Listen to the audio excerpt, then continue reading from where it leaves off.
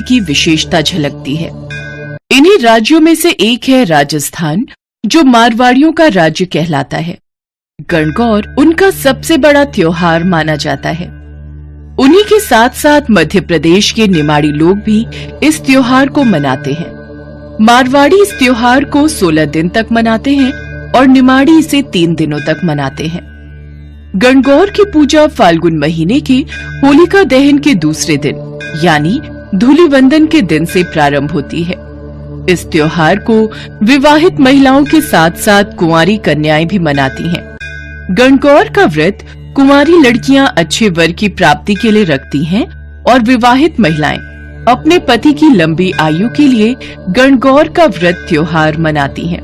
विवाहित महिलाएं अपनी पहली गणगौर अपने मायके में ही मनाती हैं, जहां उनके मायके वाले उन्हें श्रृंगार का सामान देते हैं। कई सारे पकवान परोसकर उनकी खातिरदारी की जाती है। इस त्योहार के आखिरी दिन पूजा और उद्यापन करके गणगौर को विसर्जित किया जाता है। गणगौर को मनाने के पीछे एक कथा भी प्रचलित है। एक बार भगवान शंकर और माता पार्वती भ्रमण के लिए निकले। उनके साथ नारद मुनि भी थे। भ्रमण करते करते वे चैत्र मास की शुक्ल तृतीया को एक गांव में पहुंचे। उनके आगमन की खबर सुनकर धनी वर्ग की स्त्रियां उनके लिए स्वादिष्ट भोग बनाने के कार्य में लग गई। तब सारी निर्धन घर की स्त्रियां हल्दी कुमकुम का तिलक लेकर उनका पूजन करने तुरंत उनके पास पहुंच गईं। महिलाओं का भक्ति भाव देख मां पार्वती ने सारा सुहाग रस उन पर छिड़क दिया। कुछ समय बाद धनी वर्ग की महिलाएं सोने चांदी की थालियों में कई प्रकार के पकवान लेकर वहां पहुंची तो भगवान शंकर ने पार्वती जी से पूछा, देवी, आपने सारा सुहाग रस तो समाप्त कर दिया, अब आप इन्हें क्या दोगी? प्रभु, उन स्त्रियों को मैंने ऊपरी पदार्थों से बना रस दिया है, परंतु मैं इन स्त्रियों को अपनी उंगली चीर कर अपने रक्त का सुहाग रस दूंगी, जिससे यह अपने जीवन में मेरे समान सौभाग्य प्राप्त करेंगी। पूजन समाप्त होने पर माँ पार्वती ने अपनी उंगली चीरकर उन स्त्रियों पर रक्त छिड़क दिया। माँ पार्वती से आशीर्वाद लेकर स्त्रियां लौट गईं। कुछ ही क्षणों बाद माँ पार्वती महादेव से आज्ञा लेकर नदी में स्नान करने चली गईं। स्नान करने के पश्चात उन्होंने रेत से शिवलिंग बनाया और उसका पूजन किया। रेत के पदार्थ बनाकर मूर्ति को भोग लगाए तथा प्रदक्षिणा करके 2 कणों का प्रसाद खाकर मस्तक पर लगाया। उसी समय उस लिंग से शिवजी प्रकट हुए तथा माँ पार्वती को वरदान दिया, देवी पार्वती, मैं तुम्हारी पूजा से अति प्रसन्न हूँ। आज के दिन तुमने मेरी पूजा की है, इसलिए आज के दिन जो भी स्त्री मेरा पूजन और तुम्हारा व्रत करेगी, उसका पति चिरंजीवी रहेगा तथा मोक्ष को प्राप्त करेगा। देवी पार्वती को आशीर्वाद देकर भगवान भोलेनाथ वहां से अंतर्ध्यान हो गए। नदी के तट पर स्नान और पूजा आरती करने के कारण देवी पार्वती को वापस लौटने में समय लग गया, पर भगवान भोलेनाथ तो अंतर्यामी हैं। उन्होंने मुस्कुराते हुए उनसे पूछा, क्या हुआ देवी, तुमने लौटने में बहुत समय लगा दिया? मेरे भाई भावज नदी किनारे मिल गए थे। उन्होंने मुझे दूध चावल खाने और कुछ देर रुकने का आग्रह किया और इसी कारण मुझे आने में देर हो गई। ये सुनकर अंतर्यामी भगवान शंकर जी भी दूध और चावल खाने की इच्छा से नदी तट की ओर चल पड़े। माँ पार्वती ने मन ही मन ये प्रार्थना की कि हे भगवान शिव, आप अपनी इस अनन्य दासी की लाज रखना। जब भगवान शिव नदी किनारे पहुँचे तो उन्हें वहाँ एक महल दिखाई दिया। उसी के साथ माँ पार्वती के भाई भावज भी दिखाई दिए। भगवान शिव, माँ पार्वती और नारद मुनि 2 दिनों तक महल में रहे। तीसरे दिन माँ पार्वती ने भगवान शिव से चलने की विनती की, परंतु शिव जी तैयार नहीं थे। नाराज होकर माँ पार्वती अकेले ही निकल पड़ी, इसलिए भगवान शिव को भी उनके साथ निकलना पड़ा। उनके साथ साथ नारद मुनि भी चल पड़े, परंतु आधे रास्ते में पहुँचने पर भगवान शिव माँ पार्वती से बोले, देवी, मैं तुम्हारे मायके में अपनी माला भूल आया हूँ। देवर्षि नारद, कृपा करके क्या आप वहाँ जाकर मेरी माला ला सकते हैं? नारायण नारायण, जो आज्ञा महादेव, मैं अभी आपकी माला लेकर लौटता हूँ।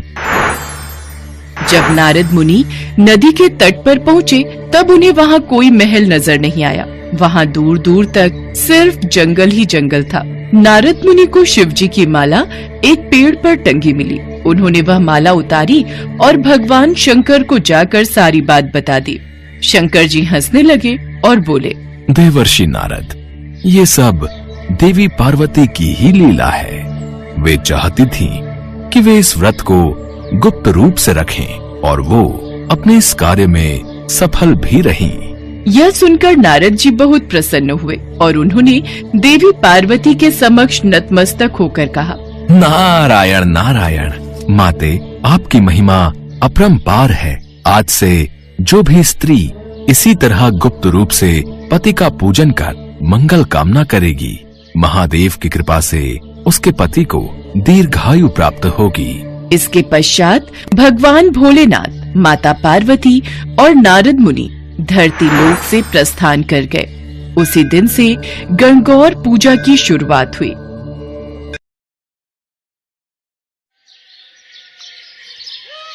जय शिव शंकर चाचा जी। जय शिव शंकर कुमकुम बिटिया। जय शिव शंकर मौसी। जय शिव शंकर कुमकुम बिटिया, अपनी साइकिल दौड़ाती हुई कहाँ जा रही है? मौसी, शिव मंदिर जा रही हूँ। आज सोमवार है ना, तो भगवान भोलेनाथ का दूध से अभिषेक करूंगी और खीर का प्रसाद भी बनवाना है। मंदिर में दूध और चावल दे आई थी। पंडित जी राह देख रहे होंगे, खीर बनाने में उनकी मदद करूंगी। जीती रह बेटी, सचमुच कितनी प्यारी बच्ची है। भगवान शिव की कितनी पूजा करती है। इसके लिए अच्छा सा लड़का मिल जाए और इसकी शादी हो जाए तो इसके माता पिता की चिंता दूर हो जाएगी।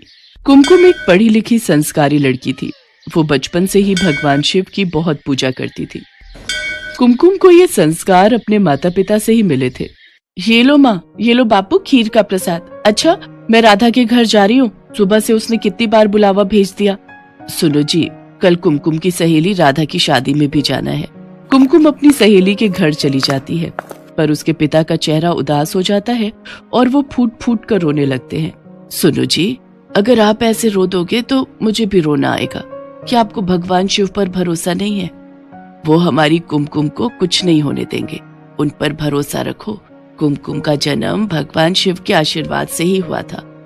फिर भला वो उसे कुछ कैसे होने देंगे? हम सब तो ईश्वर की संतान हैं। हमारी कुमकुम तो भगवान शिव की बेटी है। वो उनकी इतनी पूजा पाठ करती है तो वो उसे उसका फल अवश्य देंगे। हमने बचपन से ही भगवान शिव के प्रति कुमकुम की आस्था को जगाए रखा है। हमारी बेटी अल्पायु नहीं, दीर्घायु है। पर सोमलता, पंडित जी के कहे अनुसार हमारी पुत्री की कुंडली में भारी संकट है, जिससे उसकी... बस और कुछ मत बोलो। मुझे भगवान शिव पर पूरा विश्वास है कि वो हमारी कुमकुम को प्रत्येक संकट से बचाएंगे। 20 वर्ष की आयु में कुमकुम के जीवन पर एक भारी संकट की आशंका थी। कुमकुम की कुंडली में भी कुछ ऐसा ही लिखा था, जिस कारण उसके माता पिता सदैव चिंता में रहते थे। सब लोग राधा की शादी में पहुंचते हैं। मौसी जी, अब तो मेरी भी शादी हो रही है। आप कुमकुम के लिए भी एक अच्छा लड़का ढूंढकर इसे ब्याह दो। नहीं, मुझे शादी नहीं करनी। मैं अपने माँ बापू को छोड़कर कहीं नहीं जाऊंगी। बेटियां तो पराई होती हैं कुमकुम। उन्हें अपने माता पिता का घर छोड़कर अपने ससुराल, अपने राजकुमार के साथ जाना ही होता है। ठीक है, मेरे लिए कोई राजकुमार आएगा तो मैं चली जाऊंगी। ठीक? इस बात पर वहाँ खड़े सब लोग हंस देते हैं और कुमकुम भी खूब हंसती है। कुमकुम की माँ अपनी बेटी के चेहरे पर शादी के लिए खुशी देख रही थी, पर कहीं न कहीं वही डर फिर से था। राधा की शादी हो जाती है। कुछ दिनों बाद गांव की एक बस अमरनाथ यात्रा पर जा रही थी। कुमकुम के माता पिता ने उसके चाचा चाची के साथ अमरनाथ यात्रा पर जाने की आज्ञा दे दी। 2 दिन बाद कुमकुम का जन्मदिन था। इसी चिंता में उसके माता पिता भगवान भोलेनाथ का ध्यान कर रहे थे। उधर कुमकुम अपने चाचा चाची के साथ अमरनाथ की यात्रा के लिए चढ़ाई आरंभ करती है। कुमकुम, थोड़ा पहाड़ से किनारे से हटकर चलो। ठीक है चाचा। चाची जी, आपको ठंड तो नहीं लग रही? मेरे पास एक गर्म स्वेटर और है, दूं? हाँ, दे ही दे। और कहीं चाय मिल जाए तो थोड़ी देर बैठकर चाय पी लेते हैं। ठीक है, तुम दोनों यहाँ बैठो, मैं सामने कैंप से चाय लाता हूँ। कुमकुम के चाचा चाय लेने के लिए चले जाते हैं। कुछ देर बाद वो आगे की यात्रा तय करते हैं। रात हो रही थी। कुमकुम के चाचा चाची और कुमकुम एक कैंप में रात गुजारने के लिए रुक गए। कुमकुम, जन्मदिन की ढेर सारी मुबारक। आज तुम्हारा जन्मदिन है और तुम पूरे 20 बरस की हो गई हो। जीती रहो बेटी, भगवान शिव तुम्हें लंबी आयु प्रदान करें। शुक्रिया चाचा जी, शुक्रिया चाची जी। चाचा जी, मैं थोड़ी देर आसपास घूम लूं? ठीक है बेटी, पर ज्यादा पहाड़ के किनारे पर मत जाना। कुमकुम आसपास का वातावरण देखने लगती है। अमरनाथ पर बसे पहाड़ बहुत सुंदर लग रहे थे। बर्फानी गुफा बस कुछ ही दूरी पर थी। कुमकुम ओम नमः शिवाय का जाप कर रही थी। हे शिव शंकर, आज आपके आशीर्वाद से मैं आपके परम धाम अमरनाथ की यात्रा कर रही हूँ। आज मेरे जन्मदिन पर मुझे आशीर्वाद दो भगवान। अगली सुबह कुमकुम और उसके चाचा चाची आगे का रास्ता तय करते हैं। ऊंचे ऊंचे पहाड़, नदियां देखकर कुमकुम का मन बहुत खुश हो रहा था। तभी कुमकुम का पैर पहाड़ के किनारे से फिसल जाता है और वो चिल्लाती हुई नीचे खाई में गिर जाती है। उसके चाचा चाची का रो रो कर बुरा हाल था। अरे, अब कोई मेरी बच्ची को बचाओ। हे भोलेनाथ, मैं अब भैया भाभी को क्या जवाब दूंगा। हे शिव शंभू, आज कुमकुम बिटिया का जन्मदिन है। भैया भाभी को जिस बात का डर था, अगर वो बात सत्य हो गई तो आप पर कौन विश्वास करेगा भगवान। कुमकुम तो आपकी बहुत पूजा करती है, आप पर बहुत विश्वास करती है। उसने अभी इस दुनिया में देखा ही क्या है। भगवान उसे बचा लो, उसे कुछ नहीं होना चाहिए। भैया, इतनी खाई में गिरकर बचना मुश्किल है। अब तो भोलेनाथ ही कोई चमत्कार कर सकते हैं। सुरक्षा कर्मियों की टीम ढूंढ रही है, पर अभी तक लड़की का कुछ पता नहीं है। पुलिस भी आ गई है, लड़की को तलाश कर रही है। सब लोग कुमकुम को तलाश रहे थे, पर वो कहीं भी दिखाई नहीं दे रही थी। उधर कैलाश पर्वत पर माँ पार्वती भगवान शिव से बोली, प्रभु, कुमकुम आपकी बहुत भक्ति करती है, उसे जीवन दान दीजिए, उसकी रक्षा कीजिए। अपनी समाधि से उठिए, अपने नेत्र खोलिए प्रभु। आपकी पुत्री कुमकुम इस समय विपदा में है। वो आपके दर्शनों के लिए अमरनाथ यात्रा पर आई है, इसलिए उसके विश्वास को टूटने मत दीजिए। उठिए प्रभु, उठिए। देवी पार्वती के पुकारने पर भगवान शिव अपने नेत्र खोलते हैं। देवी पार्वती, आप तो जानती हैं, जो भी भक्त सच्चे हृदय से मेरी पूजा और भक्ति करते हैं, मैं उनके जीवन के सारे संकट दूर कर देता हूँ। जो भी भक्त मेरी शरण में आता है, उसे मैं कोई कष्ट नहीं होने देता।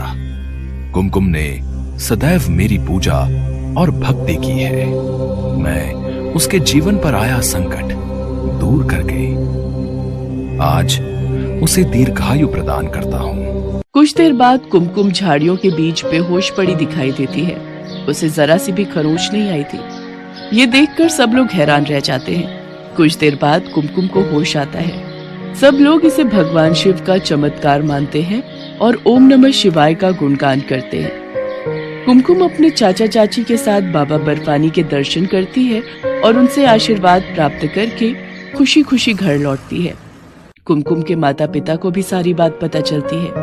वे भी भगवान शिव को धन्यवाद कहते हैं। भगवान शिव की उपासना और पूजा से आज कुमकुम को नया जीवन दान मिला था।